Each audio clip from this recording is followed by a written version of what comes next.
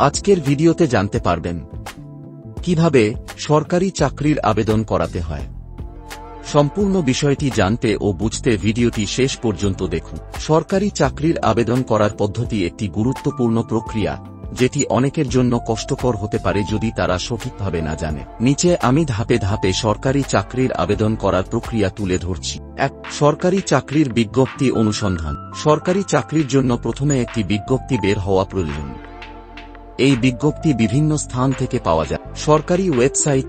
প্রতিটি সরকারি প্রতিষ্ঠানের নিজস্ব ওয়েবসাইটে চাকরি সংক্রান্ত বিজ্ঞপ্তি প্রকাশিত হয়। কাজের সংবাদপত্র, অনেক সময় চাকরির বিজ্ঞপ্তি পত্রিকায়ও প্রকাশিত হয়। অনলাইন চাকরি পোর্টাল। সরকারি চাকরির জন্য নির্দিষ্ট পোর্টাল যেমন বাংলাদেশ সরকারি কর্ম কমিশন বা অন্যান্য সরকারি চাকরি পোর্টালগুলি রয়েছে। ২. যোগ্যতা যাচাই। প্রথমেই বিজ্ঞপ্তির বিস্তারিত পড়তে হবে এবং সেখানে উল্লিখিত যোগ্যতার শর্তাবলী যাচাই করতে হবে।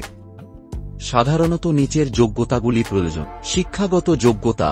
নির্দিষ্ট পদের জন্য কতটা শিক্ষাগত যোগ্যতা প্রয়োজন তা জানতে হবে। অভিজ্ঞতা। অনেক চাকরির ক্ষেত্রে পূর্ববর্তী কাজের অভিজ্ঞতা থাকতে পারে। বয়সসীমা। বয়সসীমা সাধারণত বিজ্ঞপ্তিতে উল্লেখ করা থাকে। অন্যান্য শর্তাবলী যেমন নাগরিকত্ব, শারীরিক সক্ষমতা ইত্যাদি। ৩. আবেদন ফর্ম পূরণ। বিজ্ঞপ্তির পরবর্তী ধাপ হল আবেদন ফর্ম পূরণ করা। এটি অনেক ক্ষেত্রে অনলাইনে বা হাতে লেখা ফর্মও হতে পারে।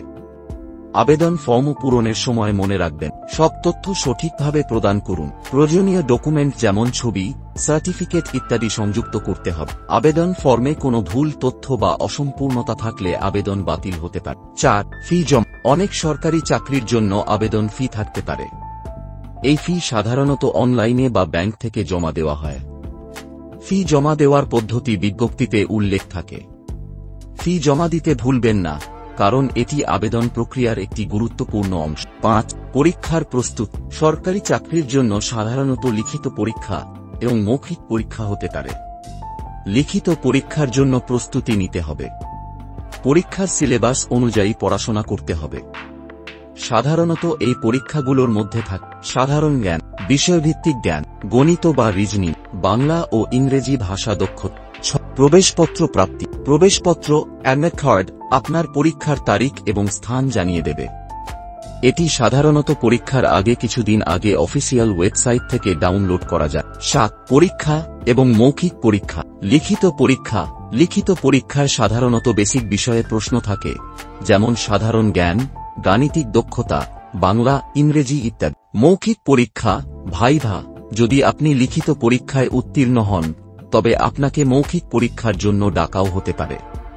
মৌখিক পরীক্ষায় আপনাকে বিভিন্ন প্রশ্ন করা হতে পারে যা আপনার বুদ্ধিমত্তা এবং যোগাযোগ দক্ষতা যাচাই করার জন্য করা হয়। ৮. ফলাফল ও নির্বাচন। পরীক্ষার ফলাফল প্রকাশিত হওয়ার পর যদি আপনি নির্বাচিত হন, তাহলে আপনাকে ইন্টারভিউ বা অন্যান্য প্রক্রিয়া সম্পন্ন করার জন্য ডাকা হতে পারে। ৯. মেডিকেল পরীক্ষা। নির্বাচিত প্রার্থীদের জন্য সাধারণত একটি মেডিকেল পরীক্ষা হতে পারে। এটি শারীরিক এবং মানসিক সুস্থতা যাচাই করতে করা হয়। ১. চাকরিতে যোগদান। সবশেষে নির্বাচিত প্রার্থীরা চাকরির জন্য যোগদান করতে পারেন। এটি একটি সরকারি প্রতিষ্ঠানে নিয়োগ প্রক্রিয়া শেষ করার পরবর্তী ধাপ। এই প্রক্রিয়াটি ধারাবাহিকভাবে অনুসরণ করলে সরকারি চাকরির আবেদন সফলভাবে সম্পন্ন হতে পারে।